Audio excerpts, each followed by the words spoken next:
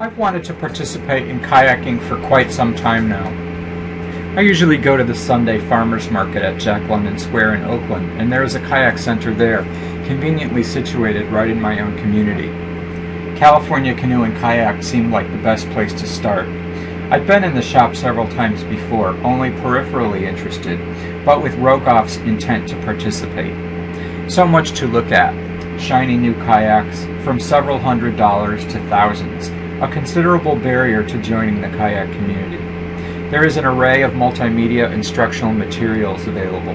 The gear, the language, the culture of kayakers, all on display. Everyone is friendly in an environment that promotes informal learning and symbolizes Cole's concept of ecological validity. Once I decided to pursue kayaking, I next needed to persuade my partner Paul that we could participate safely. He doesn't swim well, but I've got the neural efficiency of a fish out of water, so it should be no problem, right? Then I started to hear about kayaking accidents. Who knew this could be dangerous? It's not like we're going to an exotic location. We aren't going whitewater kayaking. No river, just a calm bay. Then, the week before our first lesson, a 56-year-old man had capsized his kayak, went missing, and is presumed dead in San Francisco Bay. What other risk might we be taking? I'll have to shield Paul from current events in the media until our lesson. What type of lesson should we look for? How to prepare? What will we need? Should we purchase any gear? So many things to consider. Although we approached our subject from a situated perspective, I often start anything new by reading about it first and acquiring some cognitive comfort. Rationalism is great and stimulated my neural commitment, except now I was confused. How do I know what applies to our situation? There are a variety of kayak types. A Badarka, for example, has Russian origins and refers to an Aleutian sea kayak. Single or double, touring or whitewater, sit on top, cockpits, or convertible, inflatable or folding, fiberglass or plastic. How long, blue or yellow, rudder or skeg. What's a skeg? Cognitive overload. What part of my brain do I put all this information in? Or does it really matter to how I learn? I think I need to learn about kayaking in smaller chunks. I knew I would be kayaking in the San Francisco Bay in the Oakland estuary. That sounds like sea kayaking. After some careful web surfing, I began to think of how to scaffold our kayaking experience. Like most communities, kayakers have a history, and the experts have already structured a pathway to proficiency. Our friends at CCK had it available on their website. We start at basic kayaking. It's kind of like kindergarten for sea kayaking. Perfect. Here's what beginning looks like.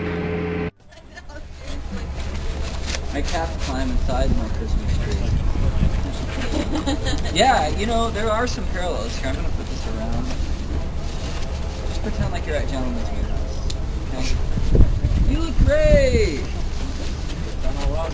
That's pretty good. How's that feel? You look awesome. You look awesome.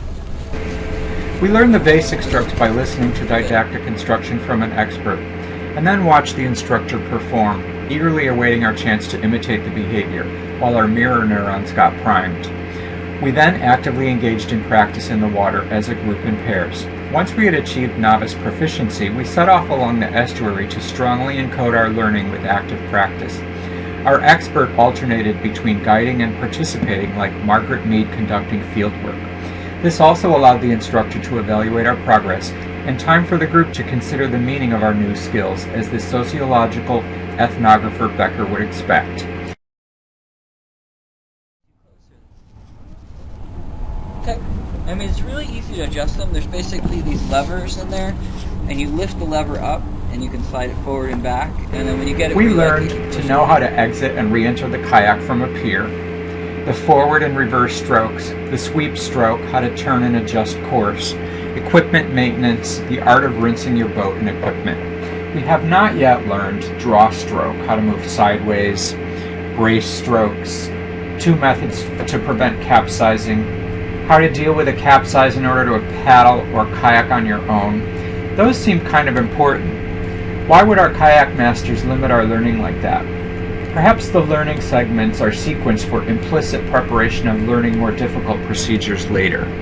While on the water, I learned that it is almost impossible to record a video sequence of myself kayaking. There is quite a bit of metacognition involved. I performed better going solo compared to a tandem kayak. Paul struggled with staying on course, frequently overcorrecting to the left, then overcorrecting to the right. Our guide's performance assessment of Paul resulted in her spending some one-on-one coaching time with him, likely reducing his cognitive load by verbal cueing. Our self-assessment of our tandem sunset paddle on Valentine's Day exemplified the importance of communicating in order to stay in sync. What would Lav and Wenger think about the meaning of context here? Let's face it, we don't really care if we never look like that perfectly in sync couple that keeps passing us by. We learn that we will need to distribute our practice over time to really remember how to kayak effectively.